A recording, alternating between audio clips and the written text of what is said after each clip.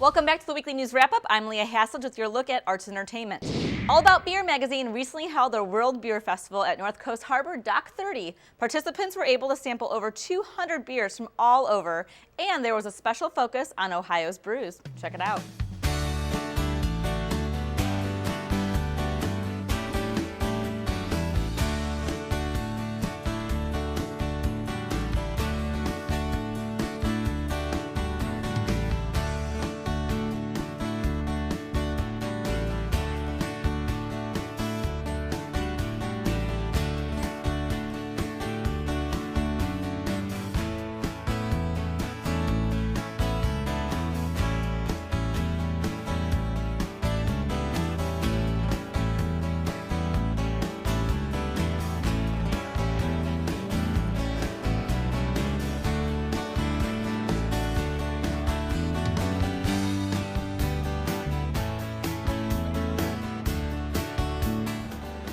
So tell those that are not familiar with All About Beer magazine about the magazine and what made it get started. Well, it's kind of funny. When I tell people I publish All About Beer magazine, it's amazing how many people say, well what's it about? It's 35 years old. It's the original beer publication. It's still the best. It's the most award-winning. It's a magazine if you really want to learn about beer and understand about beer flavor, beer styles, beer history, everything there is about beer. This is the magazine. You can sit down and enjoy it. So, for example, we'll have an article on India Pale Ales, which is the most popular craft beer style right now. And we'll tell you the history of India Pale Ales, what makes it so popular, all the different hop varieties. And then we'll go to the other extreme. Our cover issue coming out now is Oktoberfest in China. I mean, that's weird. Yeah, but China's having this whole beer renaissance too. Last cover issue was, article was on the origins of craft beer, in which we got all of the founders from the 1970s who started this amazing movement. Now, is that what kind of inspired the festival, though? Was people not really having the knowledge of beer like you felt that they should? Like the readers Exactly. could like write in and tell you? Our World Beer Festival, we call it a All About Beer magazine as a festival. That's exactly it. We set this whole thing up with the idea of teaching people about beer quality and beer diversity, so they can go out and try different beers and have some understanding of what it is. They know what they like, what they don't like. They can kind of choose. The average festival attendee tastes 16 different beers that they've never had before. And something else that I just saw you actually speaking at in one of the tents was technology in the beer market.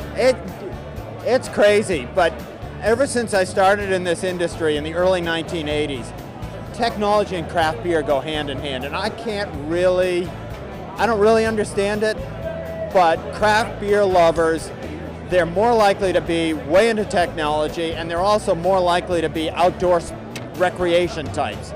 You know, running, biking, things like that. Those three things go together, and I'm not sure why. So aside from IPAs that you had just mentioned, what else do you think is the most popular trend right now in beer? Well, there's a couple different dimensions. I mean, IPAs have been the really hot beer style going on.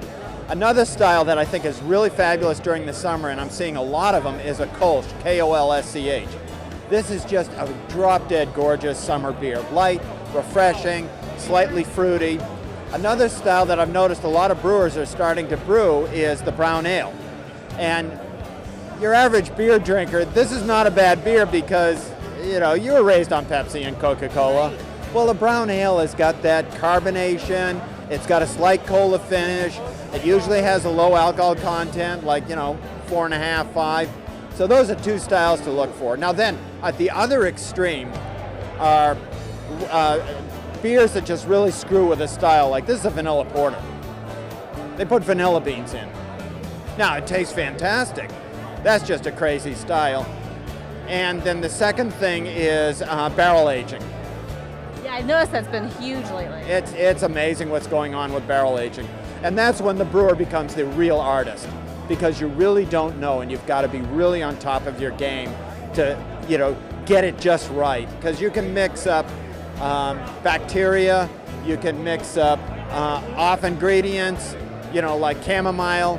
You can mix up whatever the barrel had, like wine or whiskey or any of those. So it's really, the brewer has to be a real artist to be able to pull something off out of that. And some of the stuff coming out of that program is just gorgeous, absolutely gorgeous. What do you think of the Ohio, especially Cleveland, brew scene? It's hot, it's really hot.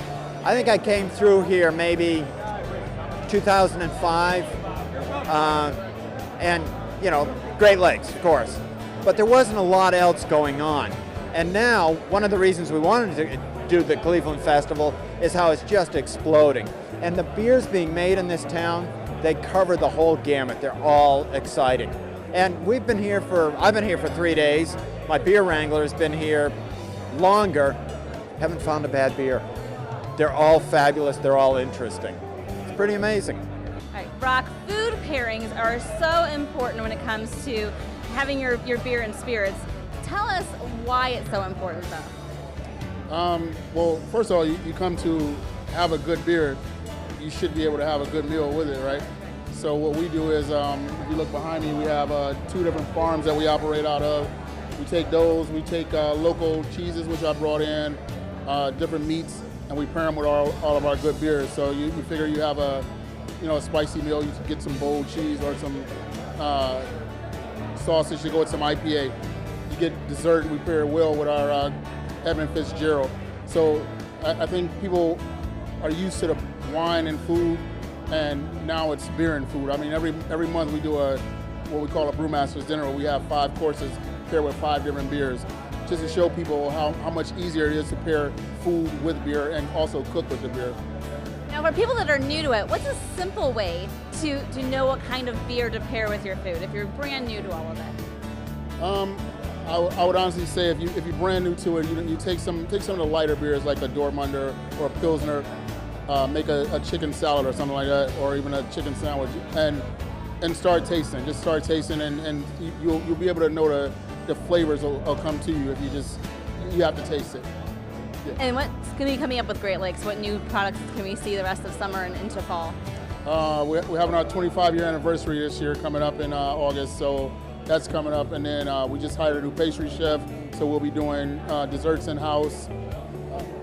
We've been raising cattle off our spent grain now for years, and operating out of 2 farms. So right now, I would say we're looking for another 25 years of greatness if we can do it, Cellar Rats Brewery, what differentiates us, first of all, we're located in Madison, Ohio, and we're one of the only breweries in the United States right now that we brew from well water.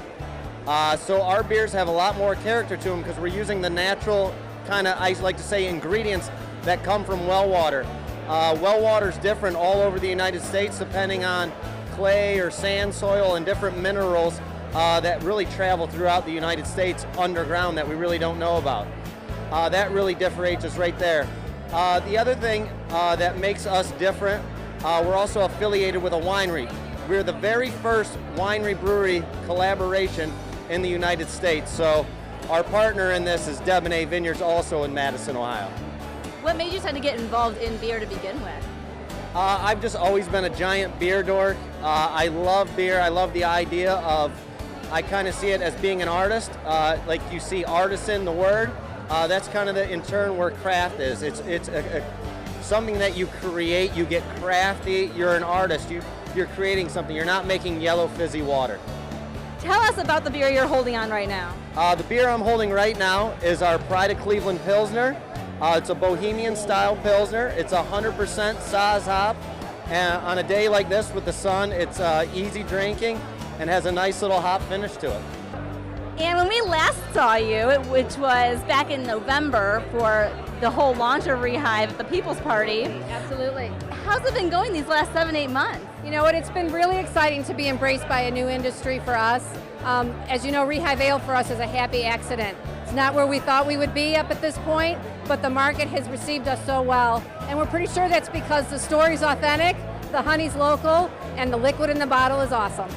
And speaking of the liquid in the bottle, our brewmaster over here, tell us about Black Box and the stuff that you brew. Well, Black Box was started about 2005, and we've really come into our own with a lot of new beers out there and a lot of interest in the craft beer market.